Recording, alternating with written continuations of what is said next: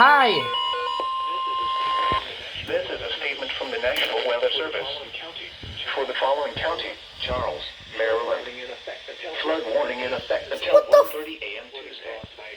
Flooding caused by excessive rainfall is expected. The areas affected include a portion of Suffolk County, including the following counties. Missed all the alerts yesterday, so now they're catching up. Conditions are expected until 1:30 a.m. Tuesday.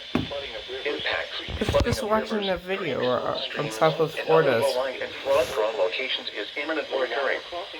Low water crossings are inundated with water and may not be passable. Additional details at 7:19 p.m. The gauge of Mataluma Creek has climbed into the minor flood stage.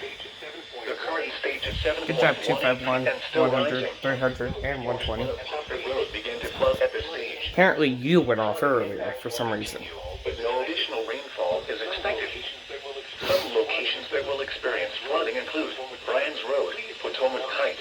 Please visit www.weather.gov/safety/flood for flood safety and preparedness information. Why is my stir being weird lately? Flood deaths occur in vehicles. Especially cautious at night when it is harder to recognize the dangers of flooding.